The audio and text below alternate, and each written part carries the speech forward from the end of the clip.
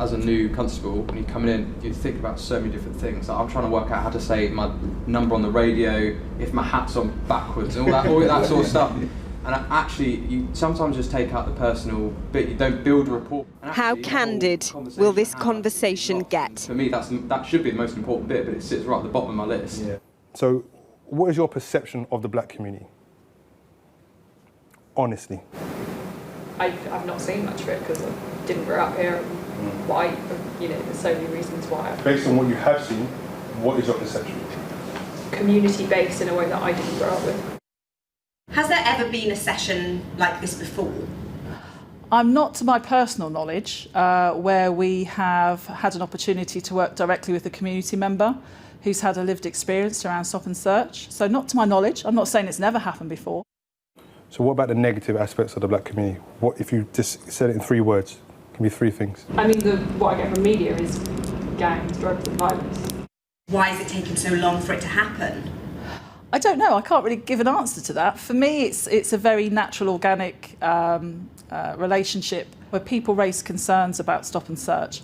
I will always endeavour to follow up with one-to-one conversations. So initially I'm going to tell my story in terms of my interaction with the police when I was assaulted by a police officer at the age of 14, and then my outlook towards the police, but also positive interaction. So I want to give both sides of the story and just showcase my experience as a black Briton. Upstanding black man in the community. After being stopped and searched again. Can I start getting all your details, please? You can write them down for me. Thank you. Says Holmes-Lewis made a pledge. But you know what's going to happen? I'm going to get you all in the room. I'm going to train you guys how to talk to young people. And you guys are going to pay me to do it. The Met Police are going to pay me, I guarantee you. A month later, he's at Scotland Yard with new recruits, talking race and bias. I might approach someone and I almost forget I'm in uniform. Yeah. So I'll go to interact with them, but their previous experiences with the police might have been terrible. So they will associate me with that, and I completely understand the police. So maybe a mutual understanding of I'm an individual, you're an individual, let's go from here. We catch up after the 2-hour session. I ask Mr. Holmes-Lewis if there were awkward or tense moments. The only time there was a tension and awkwardness in the room was when I was asking people to speak up, and it's uncomfortable, isn't it? And you're challenging your whole belief system and your whole worldview. So I get it, I understand it. You know, change is uncomfortable. A lot of people are thinking deeply about what they're going to do and what their legacy is going to be as a Met Police officer going forward and being at the forefront of change. You ask any young person, they say, who's the biggest gang in London? They'll say the police. Straight up, police. What would you say to a young black person who has zero trust or faith in the police? OK, I would say to that young man, come out with us.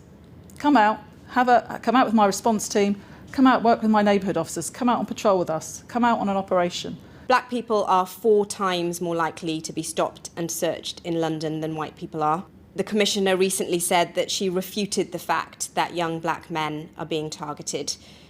That is not going to sit well with members of the community. In terms of the Commissioner's comments, for me, the disproportionality, I also look at from the victim's perspective.